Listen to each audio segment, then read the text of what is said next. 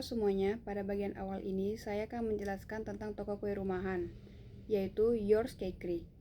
Sebelumnya, perkenalkan nama saya Maria Ber Panjaitan dengan nomor NPM 2510101118. Toko kue Yours Cakery ini merupakan sebuah usaha mikro kecil dan menengah UMKM yang bergerak di bidang produksi dan penjualan aneka kue basah dan kue kering.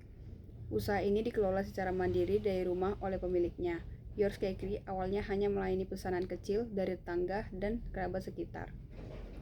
Namun, seiring berjalannya waktu, usaha ini mulai memperluas variasi produksi, memperbaiki proses produksinya, dan memproduksi berbagai jenis kue seperti brownies, bolu kukus, kue lapis, donat, nastar, pastel, risol, dan aneka jajanan tradisional lainnya. Proses pembuatan kue masih dilakukan secara rumahan dengan alat sederhana, namun tetap memperhatikan kebersihan dan standar produksi. Selamat malam Pak. Perkenalkan nama saya Nixon John Perry Siombing, NPM 25101120. Saya akan menjelaskan bagian permasalahan penjualan tidak stabil karena tidak memiliki produk unggulan yang membedakan dari pesaing. Banyak produk tidak laku sehingga bahan baku dan kue sering terbuang. Kemasan produk kurang menarik sehingga nilai jual rendah. Pemasaran terbatas hanya di lingkungan sekitar rumah.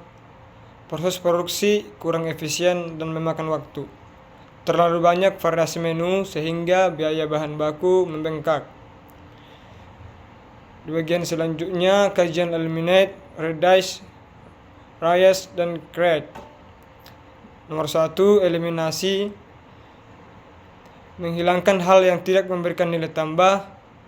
2. Menghilangkan menu kue yang jarang laku. 3. Menghilangkan kemasan plastik tipis yang membuat produk terlihat kurang berkualitas. 4. Menghilangkan proses produksi manual yang terlalu lama atau diganti alat sederhana. 2. Pengurangan reduce. Nomor 1. Mengurangi hal yang membiayai biaya. Nomor 2. Mengurangi stok kue jadi beralih ke sistem pre-order. Nomor 3. Mengurangi penggunaan topping atau dekorasi yang tidak berpengaruh pada rasa. 4. Mengurangi jumlah variasi menu agar bahan baku lebih efisien. Terima kasih. Assalamualaikum warahmatullahi wabarakatuh. Perkenalkan, nama saya Hari Jaldi, NPM 25101115. Di sini saya akan melanjutkan yang ketiga, yaitu peningkatan RES. Yang pertama, meningkatkan nilai produk. Yang kedua, meningkatkan kualitas kemasan menjadi premium box dengan desain brand.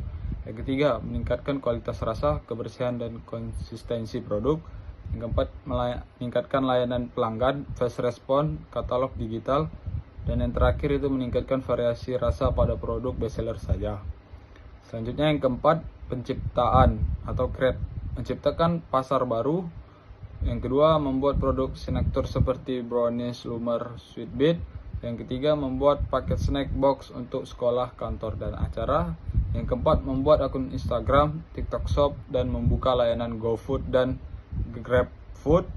Yang kelima, membuat kelas baking mini untuk anak-anak di akhir pekan. Dan yang terakhir itu ada membuat program loyalty card atau voucher untuk pelanggan setia. Mungkin sekian, terima kasih.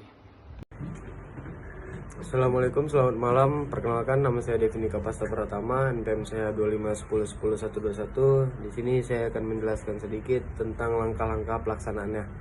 Yang pertama itu ada tahap persiapan. Terus kita melakukan survei kebutuhan dan selera pelanggan sekitar. Terus menghitung ulang biaya bahan dan menentukan menu bestseller. Yang ketiga, mendesain ulang branding dan kemasan baru. Oke, yang bagian keduanya pelaksanaan produksi. Yang pertama itu menghilangkan menu tidak laku dan fokus pada menu utama. Yang kedua, membuat produk signature, contohnya brownies, lumer. Yang ketiga, meningkatkan kebersihan dan standar produksi. Bagian 3 itu pengembangan pemasaran. Yang pertama, membuat konten foto atau video Instagram di TikTok. Terus yang kedua, menghubungkan toko ke platform GoFood atau GrabFood. Yang ketiga, menyediakan paket snack box untuk instansi. Yang keempat itu ada sistem penjualan. Yang pertama, memperlakukan sistem pre-order untuk beberapa menu. Yang kedua, menyediakan katalog digital berbentuk brosur WhatsApp. Yang ketiga, menambahkan layanan antar dalam kurung radius tertentu. Yang kelima itu evaluasi. Yang pertama itu menganalisis menu terlaris setiap minggu, kedua mengevaluasi keuntungan setelah strategi diterapkan, yang ketiga mengumpulkan feedback pelanggan dan memperbaiki kekurangan. Oke, sekian dari saya. Assalamualaikum warahmatullahi wabarakatuh. Baik, saya akan melanjutkan materi yang terakhir, yaitu apakah strategi ini berhasil dan mengapa. Menurut kelompok kami, strategi Blue Ocean ini berhasil dan layak dijalankan karena ada 4 alasan, yaitu yang pertama, mengurangi kos. Sistem pre-order membuat bahan baku tidak terbuang, pengurangan jumlah menu menurunkan biaya bahan dan waktu produksi lebih efisien dengan alat sederhana. Alasan yang kedua, menaikkan nilai produk. Kemasan premium membuat produk terlihat lebih profesional dan layak dijual lebih mahal. Produk signature meningkatkan identitas brand. Layanan pelanggan menjadi lebih cepat dan rapi.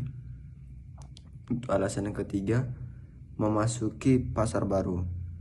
Snack box dan kelas baking membuka peluang pasar yang belum digarap pesaing lokal.